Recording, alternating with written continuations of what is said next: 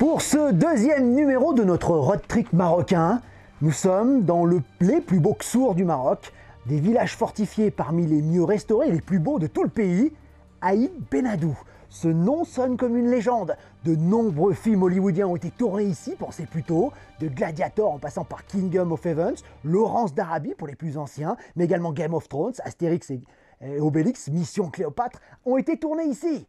Il faut dire que le panorama et l'ambiance ici est à nul autre pareil. Je vous l'ai dit, c'est les villages fortifiés les plus beaux du Maroc. Un peu touristique, c'est vrai, mais c'est parti pour la visite.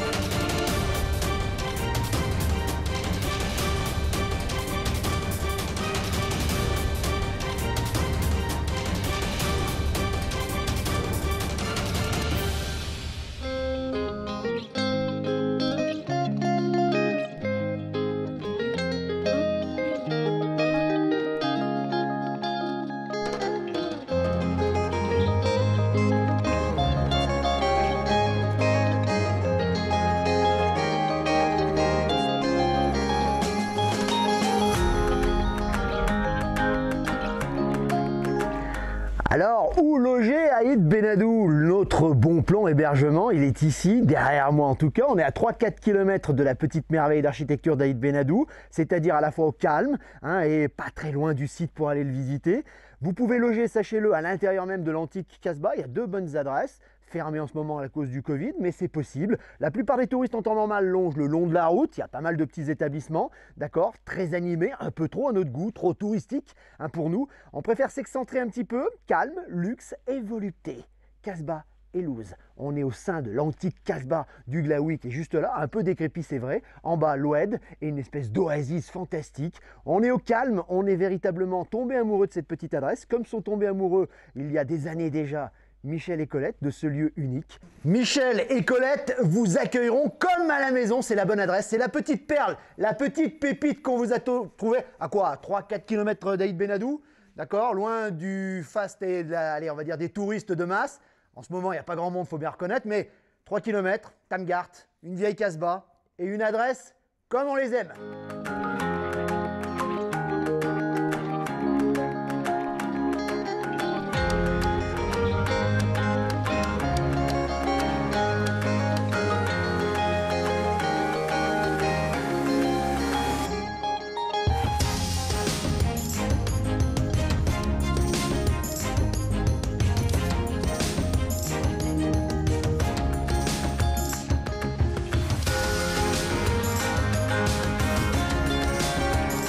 Alors, il y a combien de chambres ici, Michel? Alors ici, on a 10 chambres, voilà.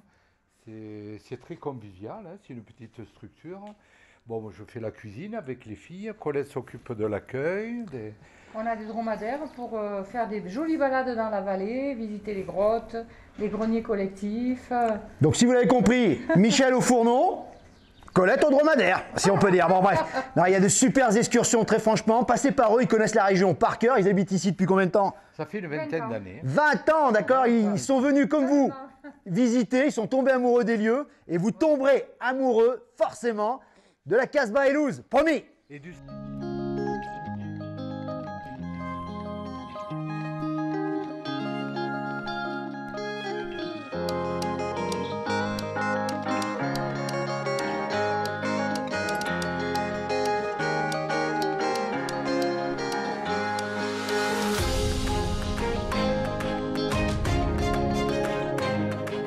L'un des coins assez sympas et exceptionnels, le salon de jazz.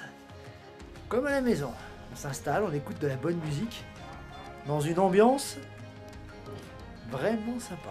On aime.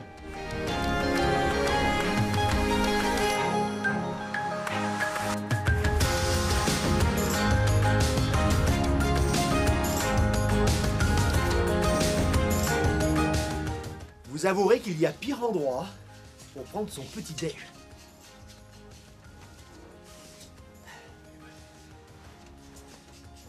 montrer ça aussi.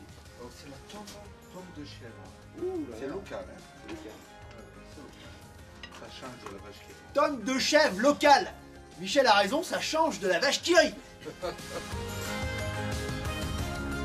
Parlons budget, parlons pépette. Alors c'est une adresse de charme. Alors c'est vrai que le prix est inconséquent. Il faut savoir également 90 € la chambre double. Attention, avec le petit déjeuner pharaonique et surtout le repas du soir. Si vous allez dans un restaurant, ça vous coûtera une quinzaine d'euros par personne. Donc faites votre calcul. Si le logement avec le petit déj revient à 50-60 € en fait. Hein, ils ne font que de la demi-pension et c'est pas plus mal, surtout en ce moment où tout ferme au Maroc après 21 h. Donc attention à ça. C'est à prendre en compte lors de votre visite au Maroc. Et puis s'il n'y a pas grand monde, etc., si vous ne souhaitez que le petit déjeuner, on peut toujours négocier. Vous discutez avec Colette. Si vous y restez plusieurs jours, là aussi on peut revoir un peu le prix. C'est des ni-mois, donc on discute, etc.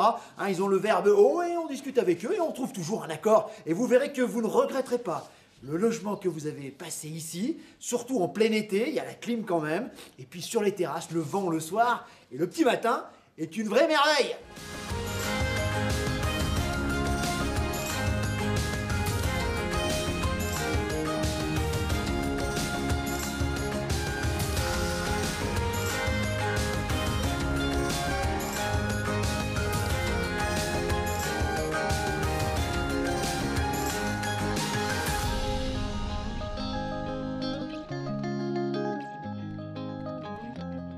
Du haut des nombreuses terrasses de l'établissement, il faut savoir se lever tôt pour observer en bas la vie d'un petit village qui vit au pied du Haut Atlas. On est en immersion dans une campagne authentique.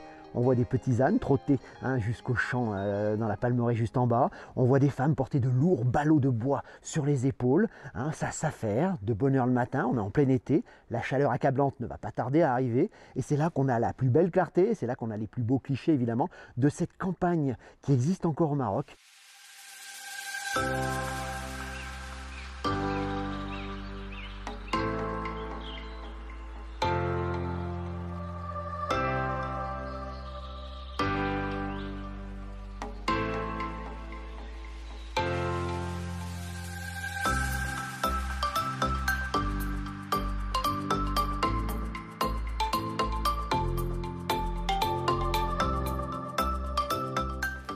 Une véritable petite oasis qui vient nous rappeler que les musulmans étaient les maîtres de l'irrigation et ils le sont toujours.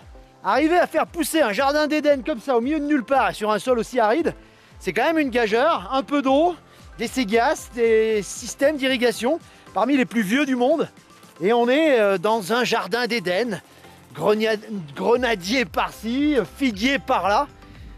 Vraiment une ambiance extraordinaire que ce petit jardin de Tamgat.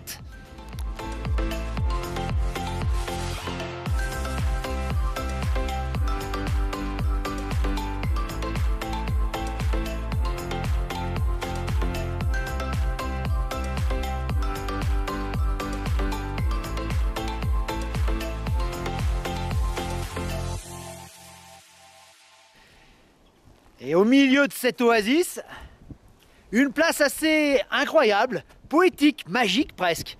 La petite place des oliviers centenaires. Se dégage ici une impression assez magique. C'est pas très loin de la Casbah. Vous prenez, quand vous descendez sur la gauche, vous tracez et vous tomberez dessus.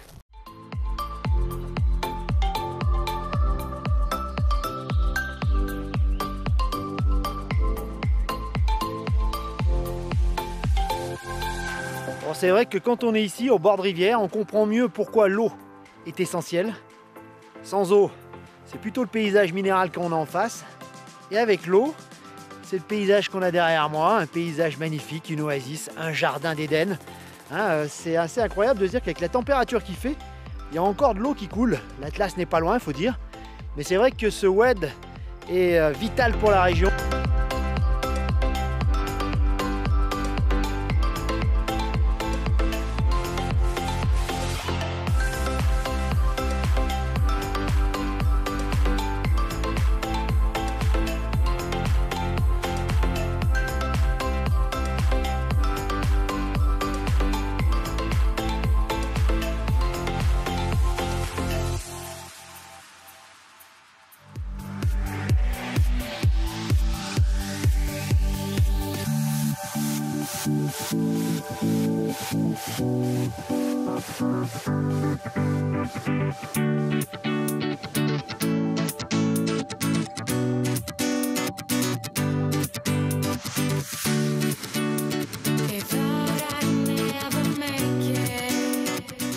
Bon, si je tenais le con qui a construit cette horreur, alors certes ça permet de traverser l'Oued, autrefois on le faisait en bas avec des ânes etc, c'était vachement plus pratique.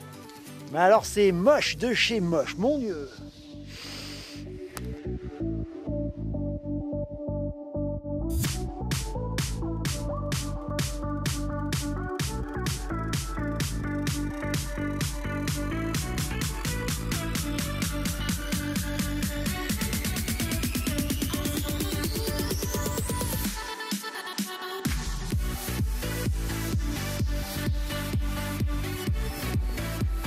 Si vous contournez Aït Benadou, vous arriverez ici, sorte d'amphithéâtre, c'est les fameuses arènes du film Gladiator qui a été tourné ici. Hein, pour ceux qui sont spécialistes du film, j'adore la musique de Gladiator, je le mets souvent sur mes stories Instagram. Et bien ici a été tournée la fameuse scène, les fameuses scènes du début quand il fait ses armes en tant que gladiateur.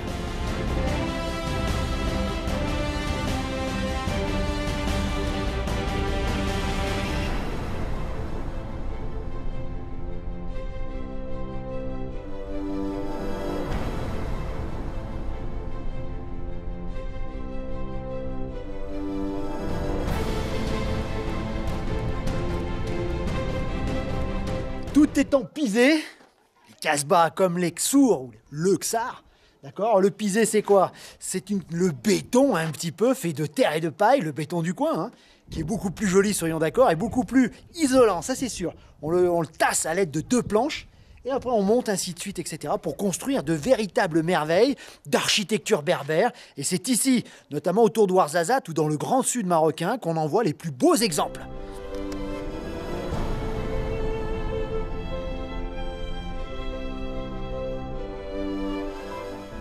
Dominant à Aït Benadou, l'Agadir, le fameux grenier à blé essentiel pour le village. C'est là qu'on stockait collectivement le trésor d'Aït Benadou à cette époque, hein, c'est-à-dire le blé et les céréales que les bédouins autour, évidemment, voulaient peut-être mettre main basse dessus. Il fallait vraiment le protéger, il était au sommet du haut de ce Agadir. C'est là qu'on a le plus beau coucher de soleil sur la région.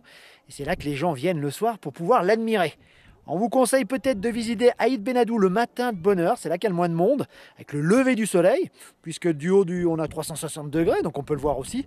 Bien moins de monde, hein.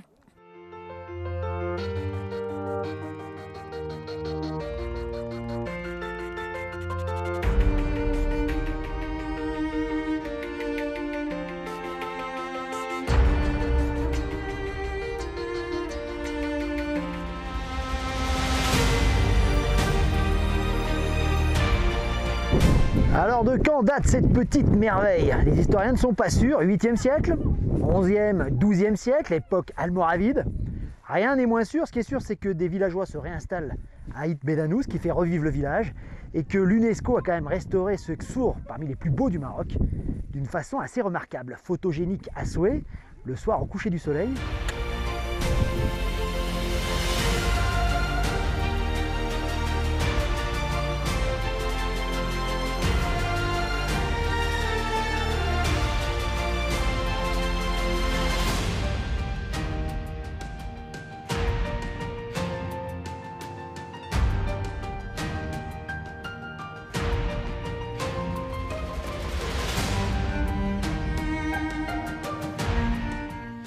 Pause café, c'est le nom du lieu. Aït Benadou en bas, super coucher de soleil. Et Issam et sa bande sont là et nous ont accueillis comme chez nous. Soyez bienvenus. Inch'Allah, marhaba.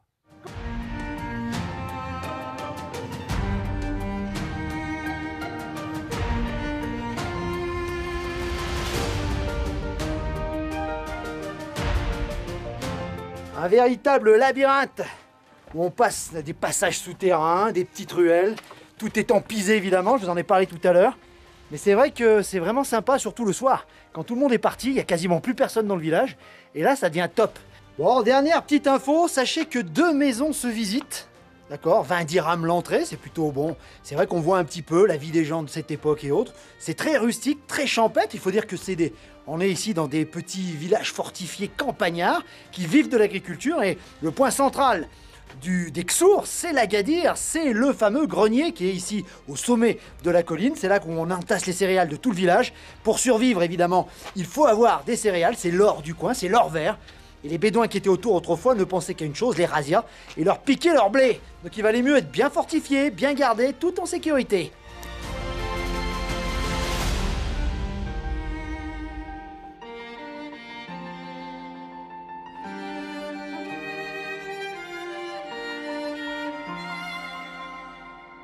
Ah voilà, on quitte Aït Benadou au son de la prière. Belle visite, c'est vrai. Alors, très touristique, on vous l'a dit. Nous, on a de la chance. On est période Covid. Il n'y a quasiment rien. Il y a quelques Marocains qui ont visité un petit peu la forteresse. Pour le reste, c'est vrai qu'on est un petit peu tout seul et c'est pas plus mal. Ce qui n'est pas toujours le cas à Aït Benadou et ça peut gâcher la visite. Faites attention, je le répète peut-être un peu. C'est très touristique. Donc attention à vous. Venez bonne heure le matin et sinon, vous les derniers le soir. Ça, c'est bien aussi. Surtout si vous logez comme nous juste à côté.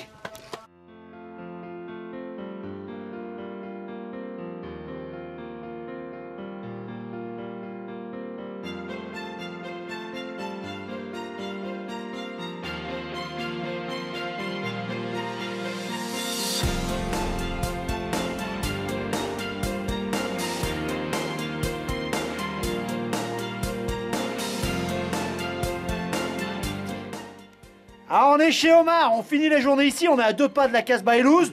C'est la caverne d'Ali Baba. Il paraît qu'il fait des bons prix en plus, hein. Il peut faire du troc, on va boire du thé. Mais franchement, sa boutique vaut vraiment le détour. Donc venez faire un petit tour chez Omar, il a le sourire, il vous accueillera les bras ouverts. Le mec est super sympa.